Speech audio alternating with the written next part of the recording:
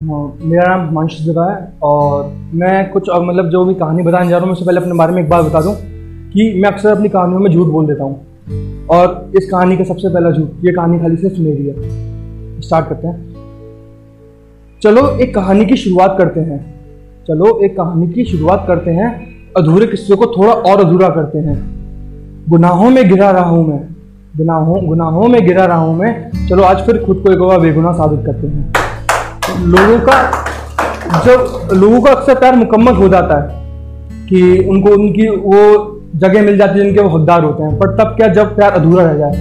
तो उसी से रिलेटेड आज कुछ बोलना चाहूँगा कि इस कहानी की शुरुआत उसकी पहली झलक से हुई। मुझे ध्यान है उस दिन पहली बार मेरी खुद से मुलाकात हुई। वो दिन पहली बार किसी के लिए दिल बेबाक धड़का था। शायद वो प्यार का मतलब वो पहली बार बखूबी समझा था। बदला अब भी कुछ नहीं था। हवाएं भी वही थी पर मैं उनको महसूस करने लगा था। उसके घर से अपने घर की कदमों की दूरी को गिनने लगा था। शायद मैंने झूठ बोला था कि बदल अब सब कुछ गया था। कि पता था मुझे किसी रोज अपने इजहार का फतवा जारी करना होगा। अपने आप को हाँ के लिए कम ना के लिए ज्यादा तैयार करना होगा। पर प्यार अंधा होता है मेरे लिए वो बहरा भी हो गया। वो सुन ना पाया जो मेरा कहना जरूरी सा हो गया। अब दोस्ती और प्यार में किसी एक को चुनने का वक्त आ गया था। क्योंकि उसने अपना नाम मेरे कानों तक बखूबी पहुंचा दिया था। तभी मेरे दिमाग ने एक चालाकी दिखाई। उसका जवाब दिल तक ना पहुंचे उसकी उसने पूरी जान लगाई।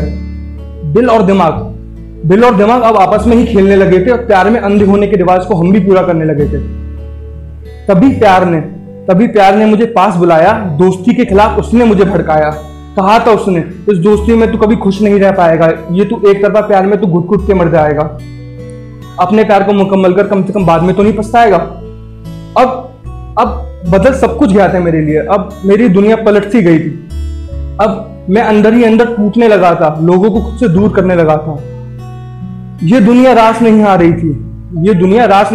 इसलिए खुद को एक कमरे में कैद करने लगा था। उसके जाने के बाद मैं उसका इंतजार करता रहा। मैं उसको उसके बिना ही बेशुमार प्यार करता रहा। अंधेरों में था ये दिल, फिर भी रोशनी की तलाश करता रहा। प्यार में गिरने का हौसला भी मेरा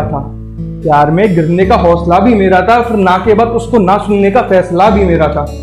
सब में अब उसकी परछाई आने लगी थी। फिर टूट जाऊंगा, ये चिंता मुझे बहुत सताने लगी थी। अब कभी कभी लगता है कि यूं टूटना भी जरूरी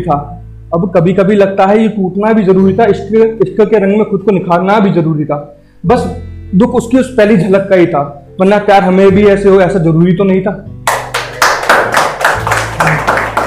अब होता है ना कि अब खुद को समझाने की आती है बारी कि मतलब कि अब इन सबसे ऊपर उठना है। तो उसके लिए दिल को समझाना चाहा पर समझा